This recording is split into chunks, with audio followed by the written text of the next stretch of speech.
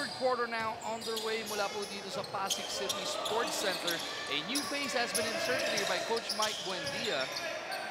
That is number 13 guy Hamon now in the game para dito sa Qaeda. He puts up the first shot of the second half. Pero pinasok din ito ni Coach Mike Buendia because Emilio Aguinaldo ito ng outside sniper at they need more outside shots talking about the Qaeda team. Bringas now getting the start para naman dito kay Coach Buds Reyes.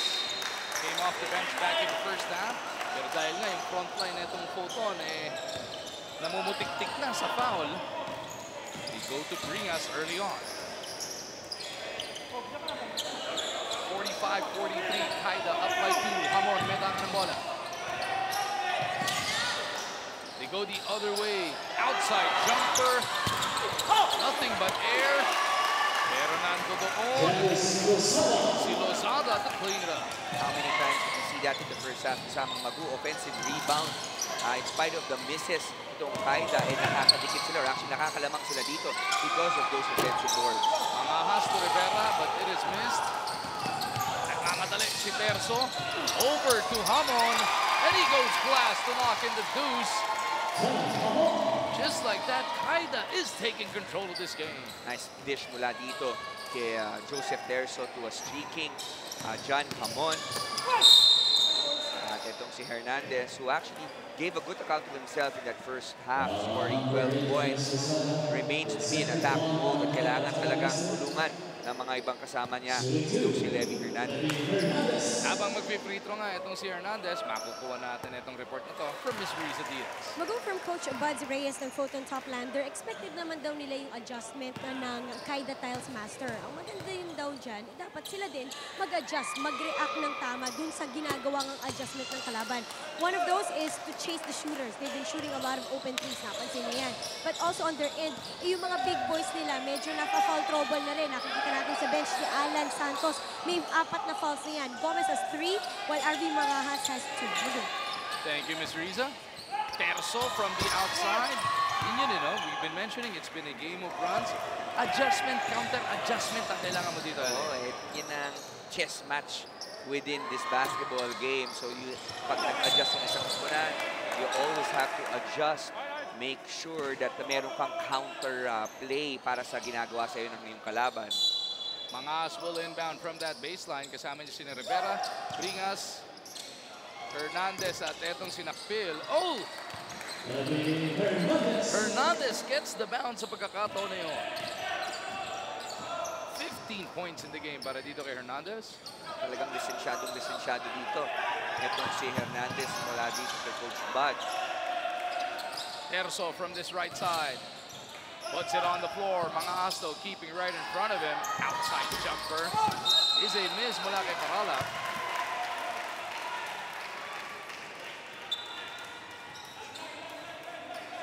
I think the foul will be called here on Hernandez. So good. Again, ito na naman yung offensive rebounds na pinapakita dito that will lead to second chance points. Ito naman si Lozada ang nag-cost another opportunity here for the white shirts. Lozada delivers on the long bomb. Kanina actually, initially inbound, libre na dyan sa kanto. Hindi pa niya na-feel Inantay niyang ibalik muna sa kanya. Oo, so unselfish play pero na-reward siya. Nabalik sa kanya ang bola at is able to convert that corner 3. Bringas, katawan sa katawan kontra dito kay Parala. Parala holding his own sa pagkakataon na yun. Mangas squeezes through. On the rebound play, there is a foul. Ang ganda ng pagkakuyog nitong Qaeda. Knowing that really the source of the offense ng Photon ay talagang nanggagaling dito kay Alan Mangaha. So they're making sure that they trap him, forcing him to give up that basketball and make bad decisions. Second personal foul whistled here on RV Bringas. Hamon goes to the post. He gets the back pass. Long bomb on the way. Challenge though. Nakpil para sa board. Pagkakataon makalapit ng Photon. Mangas to a streaking Bringas. Couldn't handle it though. Parala with a takeaway. Terzo is fouled by Hernandez. Foul ang binigay dito ni Hernandez. Third personal foul whistled on Levi Hernandez. At yan nga, at tuloy-tuloy ang foul problems dito ng Photon. Hernandez, their top scorer so far, has already scored 15 points. Will have to sit down here at the 6:38 mark of the third quarter. Tingnan natin kung saan manggagaling ang opensa ng Photon. Amon trying to go to that spin. Terzo almost lost his footing. Shot clock nasa 10 pa naman, but they force it up and out. But the cleanup job underneath is good. Another offensive rebound here for the White Shirts. At nakita nga natin, we talked about this at the start of the broadcast. Mas malaki at mas malapad ang Blue Shirts, pero mas masipag so far. Ito, Kaida Tiles. Look at the shooting so far in the first 4 minutes of this third quarter. Definitely naglamig ng Photon after that first quarter run. Tumatakbo na naman ang Kaida. Nice crossover from Lozada. Good shot to glass. Lozada providing smart here in the third quarter. Brilliant crossover. Natapos din niya yung play na yon.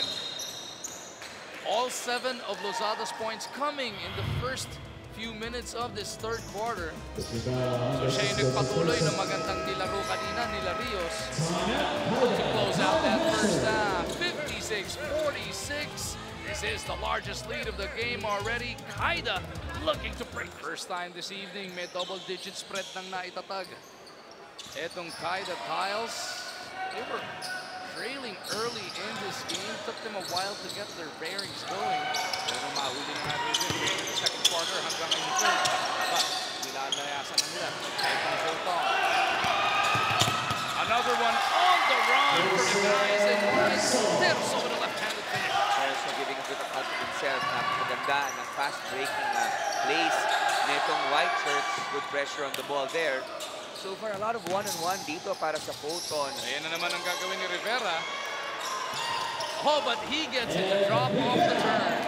Pero nakita nga natin, that was a very difficult shot. At buti na shoot ni Rivera. But a lot of one-on-one here for Photon, and that will not really be sustainable if they want to come back dito sa ating laro. 8 points in the game para dito kay Rivera, but a foul is whistled on the bola.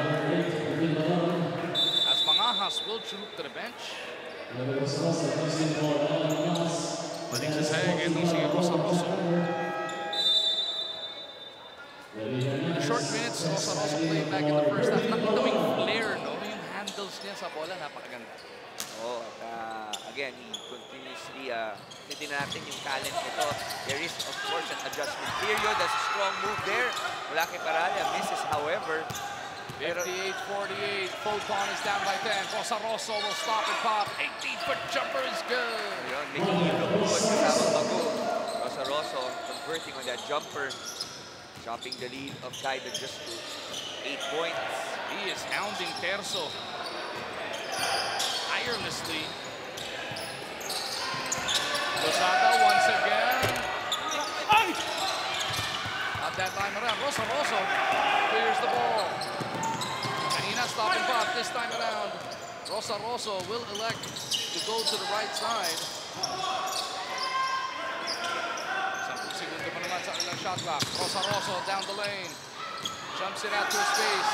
Delgado had to work for it. Step back three. In and out. Rivera boards it. Hernandez couldn't get rid of the defense of Lozada. Rivera inside. Gomez finally locates the cup. Nice look mula dito kay Rivera. Looked like maiipit na siya, but in the last second, dropping it off for a nice basket mula dito kay Gomez, who actually started the game pretty strong. Finally gets another bucket for himself. Foul whistled here on Rivera. Number 24, Anthony Rivera, penalty. That's Anthony Rivera's third foul. And Rivera will join that front line in foul trouble para dito sa Photon. Penalty pa dito, mga naka-asul. So, 2 shots para kay Parala. Si Parala kanina yung nagtayo ng bandera para sa Kaida, sinking his first 6 attempts from the free throw line in quarter number 1. When they were struggling from the field, dun sila sa free throw, sumanda. Oh, he misses this, however, sa first free throw. But again, Parala showing his other aspects of his game. 2 misses from Parala though. At another offensive rebound para dito kay Janus Lozada. Lozada will come to meet that pass. Couldn't pull the trigger. Terzo. Hands it off. Maikes. Blocked by Rivera. At itong si Rivera, pinapakita niya na he's a two-way player. Oo. No, consistent siya with that 15 to 17 jump shot. At nakita natin blocking that jump shot ni Maikes. Doesn't matter if they are in foul trouble. He challenges hard. Timing that one perfectly. Rosa will try and set this one up. Gomez coming out to offer the pick. Rosa hesitates. The leaner from Brigado is a miss. Maikes para sa board. Here come the Tile Masters once again. Maikes low face Lozada. Excited po si Lozada seeing that wide open right wing. 2:47 remaining in the third. Timeout muna tayo.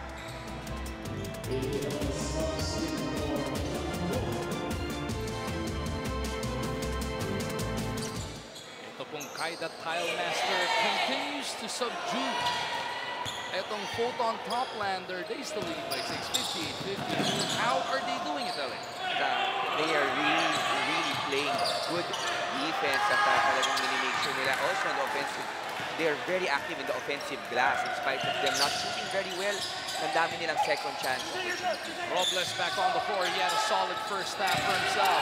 He attacks that zone. Goes over to Parala. Has it knocked out of his hands, pero pati braso daw tinamaan. Neto ni Hernandez. Ito natutuwa ako dito kay Michael Parala. When he was in college, I never saw him play this way, where he would always settle for those medium-range jump shots. Pero ngayon, nakikita natin, pumoposte na siya. Ngayon, sumaksak naman siya at talagang napakadami nga niyang free throws na nabigay sa kanya. Parala missed his last 2 attempts. Gets the readjustment here.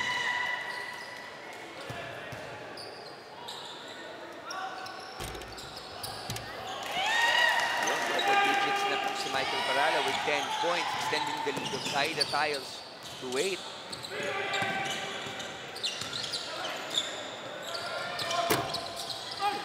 Rosa misses. And Kaida is off and running once again. Rios will get that basket. Make a sum of fouls. Akala nga natin, nakakalimutan na itong si Rios actually providing a lot of energy and points in that first half. Ngayon lang siya pinasok in the 2-minute mark, pero pagpasok naman, agad quality minutes ang binibigay. Lalim ng bench ni Coach Mike Buendia dito. Sabi nga ni Riza na kanina, no? Expect a rain or shine type thing going on. Ilang rain or shine talagang lahat ng mama sa kanyang lineup inaasahan ni Coach Yang Giao doon. Yun din ang ginagawa dito ni Coach Mike. Sino-sino ang bubunutin, biglang kakanana lang. Parala underneath, sumobra sa Pectus. Rebound though is with Rios. Ayun na naman, second chance opportunities here for the white shirts. Unable to box out itong Photon, and that has really been their Achilles heel in this game. Robles with the leather. Terzo. Working against Rosa.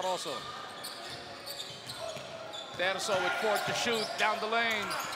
Niliyap pa para makaiwas sa big man. Nifty po mula dito kay Terzo, showing his dribbling skills and talagang able to finish on that play. Rosa from deep. Couldn't send it home. Maikes locates Robles. Oh, big finish by Kaida.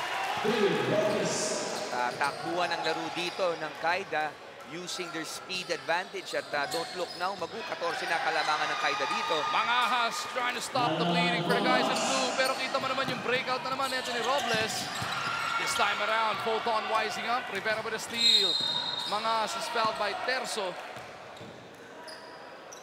Just to get himself a breather. Sabi niya, teka, pagod na sir, pagod na ako. Pero nakita nga natin, every time Kaida Tiles gets into that running game in transition, good things happen.